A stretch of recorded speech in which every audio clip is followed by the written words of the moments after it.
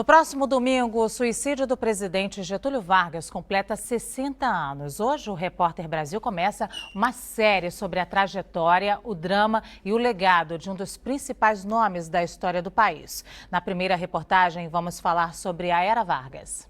A trajetória de Getúlio Vargas pode ser interpretada sob diferentes ângulos, mas uma característica é inquestionável: o gosto pela política. O homem que era o grande condutor das massas, queria conduzir os brasileiros, os trabalhadores brasileiros ao seu destino histórico. Esse mesmo homem que era amado, né, pelas leis trabalhistas, era também profundamente odiado por tudo o que ele representava.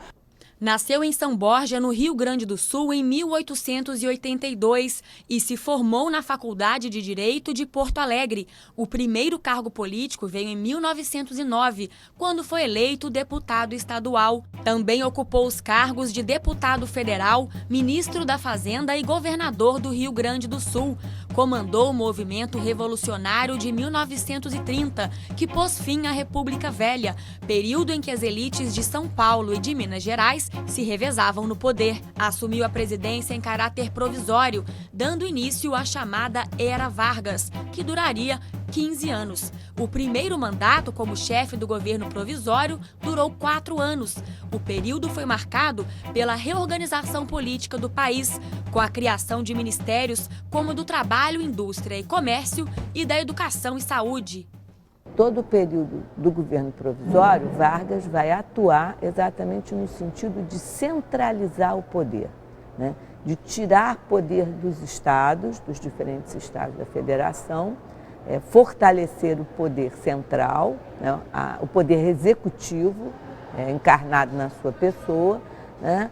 No sentido também de modernizar o aparelho de Estado. Em 1934, foi eleito presidente da República pela Assembleia Nacional Constituinte e promulgou a Constituição de 34, pioneira na concessão de direitos, como o voto secreto, o voto feminino, o ensino primário obrigatório, a proibição do trabalho infantil e a criação da Justiça do Trabalho. Mas a fase democrática não durou muito.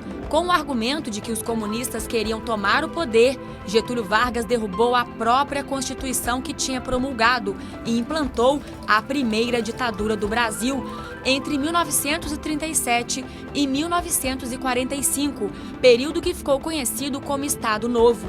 O golpe foi anunciado em um pronunciamento em rede nacional de rádio.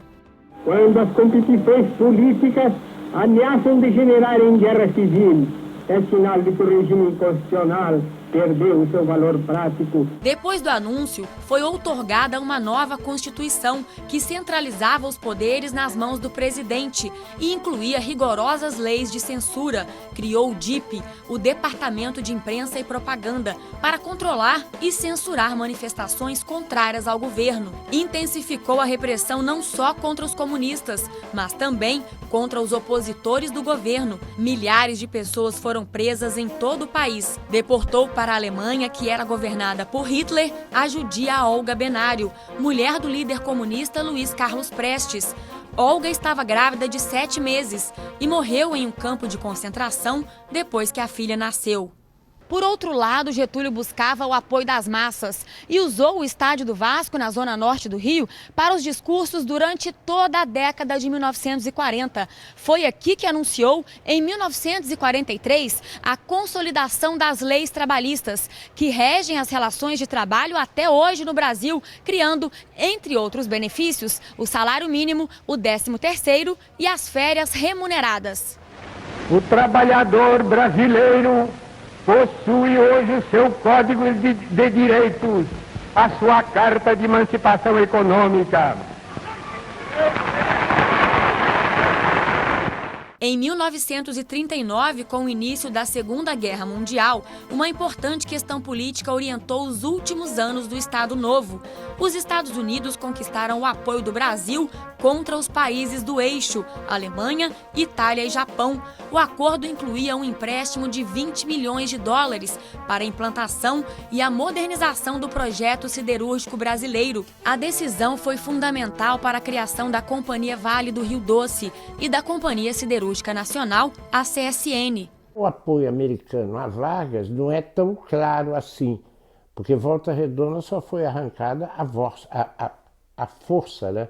Uma coisa clara é, ele navegou na fratura das potências, tirando vantagem daqui para lá. Ele fez uma política externa de interesse brasileiro, isso é inquestionável. O fim da Segunda Guerra tornou o governo Vargas fragilizado.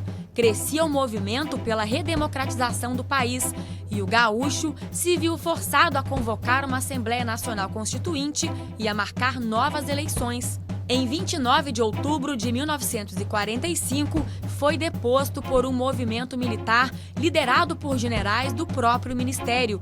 Chegava o fim da era Vargas, mas não o fim de Getúlio. Retornarei às atividades de simples cidadão, recolhendo minha atividade privada.